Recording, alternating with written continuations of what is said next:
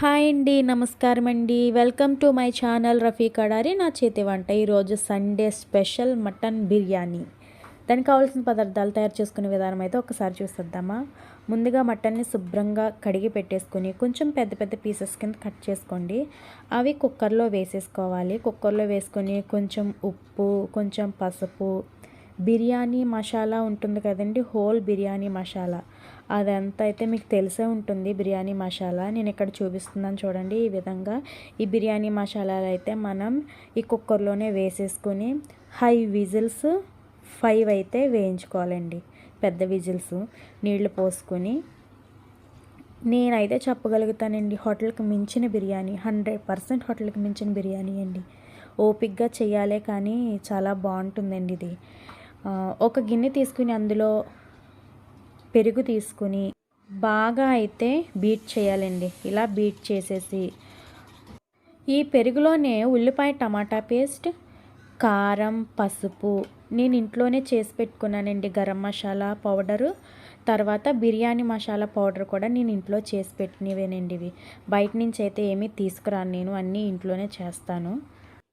కొంచెం ఉప్పు, పచ్చిమిరపకాయలు, ఇందులోనే నెయ్యి, తర్వాత అల్లం వెల్లిపాయ పేస్ట్, ఇదంతా కూడా మనం బాగా బీట్ చేసి ఒక పేస్ట్ లాగా అయితే చేసుకోవాలండి. ఈ పేస్ట్ ద్వారానే మనం సెమీ గ్రేవీ కూడా మనకి వస్తుందండి.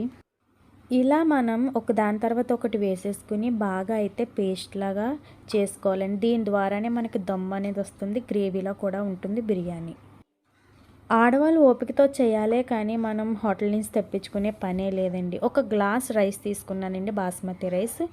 ఇందులో మాత్రం కాసంత నూనె, నెయ్యి, నేను జీలకర్ర షాజీరా వేసానండి. షాజీరా మసాలాలు ఏమీ వేయలేదు, ఓన్లీ షాజీరా, కరివేపాకు, కొత్తిమీర, పుదీనా, నిమ్మ చెక్క పిండుకుని ఈ రైస్ని అనేది కుక్ చేసుకోవాలండి. రైస్లో కొంచెం ఉప్పు వేసుకోండి.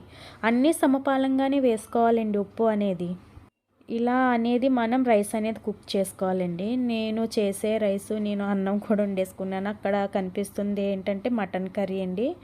ఇలా మటన్లోంచి వాటర్ అనేది ఒక గిన్నెలో అయితే తీసేసుకోండి. ఆ వాటర్ కూడా మనకు ఉపయోగపడుతుందండి.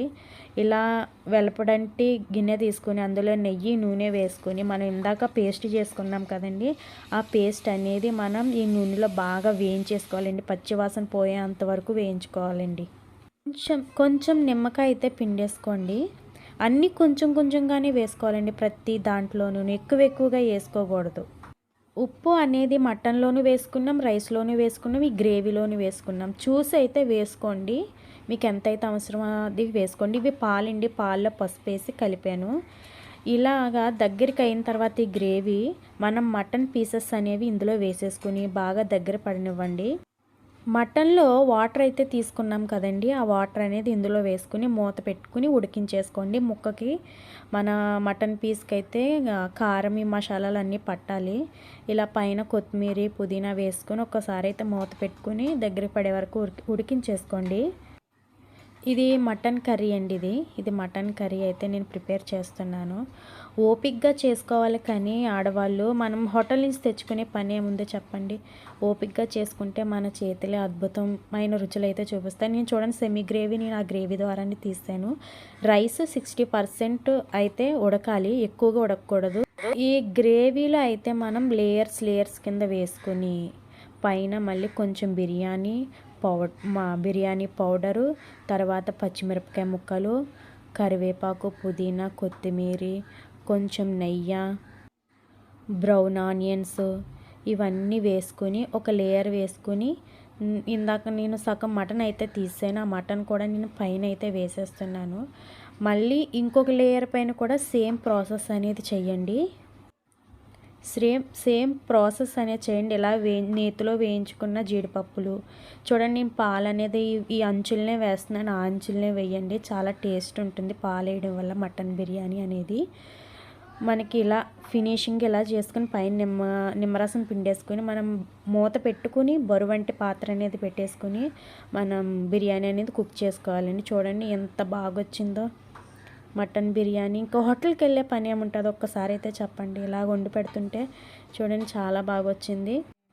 మనం మూత అనేది ఓపెన్ చేయకుండా 30 మినిట్స్ గ్యాస్ ఆఫ్ చేసి 30 మినిట్స్ అయితే అలా వదిలేయండి. అప్పుడే త్వరగా ఓపెన్ చేయొద్దు.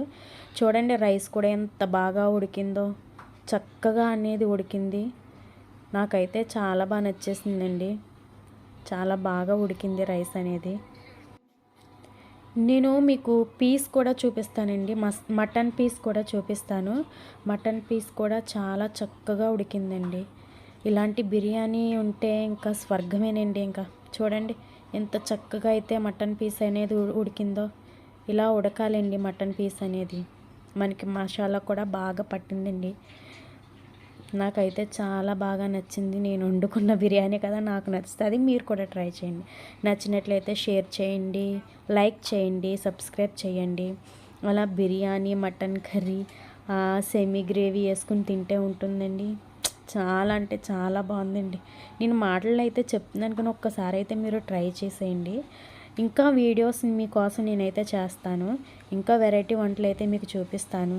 నేను చెప్తానండి 100% హోటల్కి వెళ్ళే పని లేదండి. ఇలాంటి బిర్యానీలు తింటే మన చేతులతో మనం వండుకుని తింటే ఆ స్వర్గం అండి బాబు. ఎంత బాగుంటుందండి చూడండి.